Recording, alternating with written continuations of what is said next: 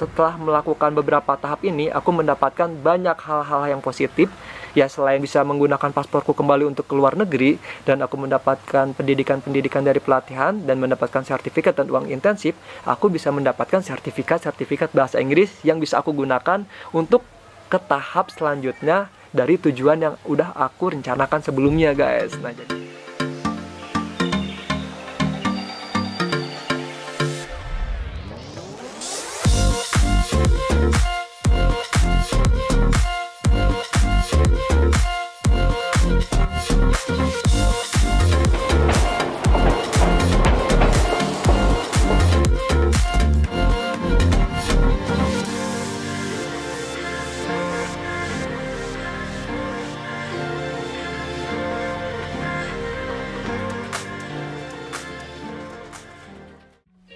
oke, halo guys, bagaimana kabarnya? Mudah-mudahan teman-teman dimanapun berada sehat-sehat selalu ya.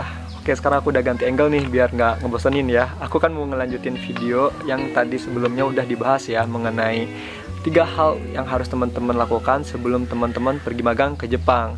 Nah, sekarang yaitu aku akan menjelaskan tentang 3 hal utama yang aku lakukan pada saat setelah pulang dari magang Jepang. Jadi pada saat udah ada di Indonesia, apa aja sih yang aku lakukan? Yang pertama adalah yang perlu teman-teman lakukan saat sudah sampai di Indonesia adalah perpanjang paspor.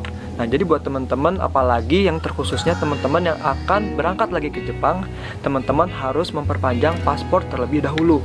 Jadi pada saat teman-teman sudah pulang ke Jepang kan, kita bisa ketahui nih bahwa masa berlaku paspor kita itu berapa lama lagi.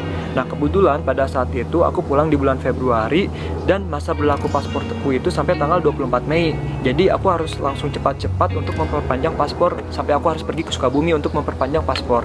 Nah, jadi buat teman-teman yang apalagi akan pergi lagi ke luar negeri dalam waktu dekat ini atau beberapa bulan lagi, tidak ada salahnya atau diharuskan justru untuk teman-teman memperpanjang paspor terlebih dahulu sebelum teman-teman melakukan hal-hal yang lain.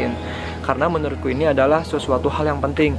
Bahkan bila teman-teman belum ada rencana untuk pergi ke luar negeri dalam jangka waktu yang dekat, tidak ada salahnya juga untuk memperpanjang paspor terlebih dahulu. Karena beda halnya lagi pada saat nanti teman-teman paspornya sudah tidak aktif dan ingin mengaktifkan kembali paspornya, menurutku itu akan lebih ribet lagi guys. Jadi teman-teman harus memperpanjang paspor terlebih dahulu.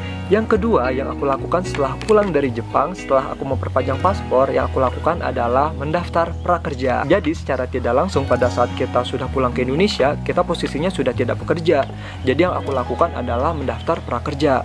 Nah, kenapa sih aku mendaftar prakerja? Karena menurutku ini, prakerja ini adalah salah satu program pemerintah yang sangat bermanfaat buat teman-teman yang menjalankannya, terutama buat teman-teman yang tidak memiliki pekerjaan.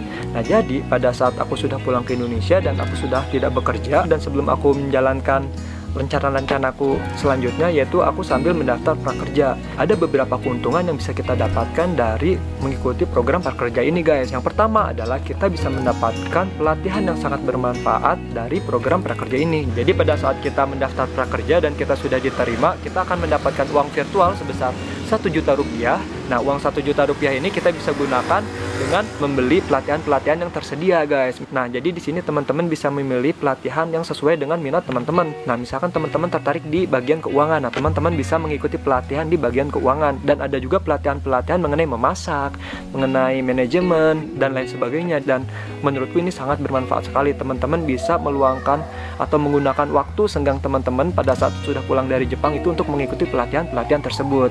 Nah, itu guys yang aku lakukan. Nah, itu keuntungan yang pertama dari prakerja. Yang kedua yaitu setelah kita mengikuti pelatihan-pelatihan yang ada di platform prakerja, kita bisa mendapatkan sertifikatnya guys. Manfaat yang ketiga adalah kita bisa mendapatkan internship yang diberikan dari program tersebut, yaitu sebesar Rp600.000 per bulan selama 4 kali atau selama 4 bulan. Nah, jadi lumayan guys. Selagi teman-teman menunggu mendapatkan pekerjaan, teman-teman bisa mendapatkan internship uang sebesar Rp600.000 per bulan selama 4 kali atau sampai 4 bulan. Menurutku itu bermanfaat sekali sih guys. Pertama, teman-teman bisa mendapatkan ilmu dari pelatihan-pelatihan tersebut. Yang kedua, kita bisa mendapatkan sertifikat dari pelatihan-pelatihan tersebut yang merupakan salah satu dari minat yang kita inginkan. Dan yang ketiga, kita mendapatkan juga internship uang sebesar Rp600.000 per bulan guys. Jadi itu sangat membantu sekali sih buat teman-teman semua selagi menunggu mendapatkan pekerjaan. Oke, dan hal yang ketiga yang aku lakukan setelah aku pulang dari Jepang, yaitu aku mengikuti kursus bahasa Inggris. Nah, kenapa sih aku mengikuti kursus bahasa Inggris ini? Nah, menurutku adalah untuk mendapatkan pekerjaan yang ingin aku dapatkan. Jadi, untuk mendapatkan pekerjaan yang ingin aku dapatkan itu, aku perlu mendapatkan skill bahasa Inggris yang lebih baik lagi. Jadi, pada saat aku di Jepang itu, aku merasa bahwa kemampuan dalam berbahasa Inggrisku itu sudah menurun. Karena aku udah nggak terlalu menggunakan bahasa Inggris yang banyak, jadi istilahnya itu aku sudah mulai agak kurang terbiasa untuk berbicara dalam bahasa Inggris. Jadi, kenapa aku mengikuti kursus bahasa Inggris ini adalah untuk menunjang karirku ke depannya. Jadi, menurutku adalah bahasa Inggris ini salah satu hal yang penting karena banyak sekali pekerjaan-pekerjaan atau lamaran-lamaran pekerjaan yang meminta syarat seperti sertifikat bahasa Inggris. Nah, jadi menurutku tidak ada salahnya juga buat teman-teman untuk mengikuti kursus bahasa Inggris dan mendapatkan sertifikat bahasa Inggris dengan skor misalkan TOEFL atau IELTS yang di atas rata-rata pada umumnya. Yang kedepannya bisa aku gunakan sertifikatnya, entah itu untuk melamar pekerjaan, entah itu untuk mendaftar kuliah lagi, pendidikan dan lain sebagainya. Itu sangat bermanfaat guys. Jadi menurutku tidak ada salahnya juga teman-teman menginvestasikan beberapa uang yang teman-teman udah dapatkan dari Jepang itu untuk pendidikan teman-teman sendiri. Nah, jadi sambil menunggu pekerjaan atau sambil menunggu rencana teman-teman untuk melanjutkan pendidikan, itu menurutku yang make sense sekali sih, yang worth it banget buat teman-teman mengikuti kursus bahasa Inggris. Dan menurutku setelah melakukan beberapa tahap ini, aku mendapatkan banyak hal-hal yang positif.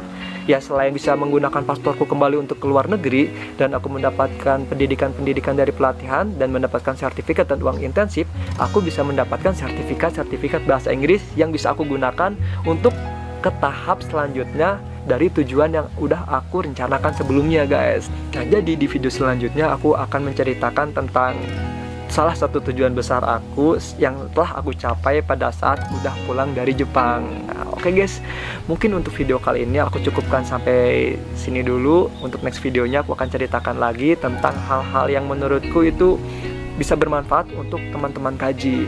Jadi buat teman-teman yang misalkan masih merasa bingung, yang ingin sharing kepadaku, yang gak usah malu-malu, pokoknya teman-teman boleh komentar di kolom komentar ini, di bawah ini, di YouTube-nya. Teman-teman boleh chat, boleh komentar, dan nanti sebisa mungkin akan aku jawab guys. Kita sharing bareng-bareng. Oke guys, mungkin cukup sekian untuk video kali ini. Mudah-mudahan bermanfaat buat teman-teman semua. Mohon maaf apabila masih ada salah-salah kata atau dan lain sebagainya. See you in my next video guys. Let's invest, let's travel. Bye.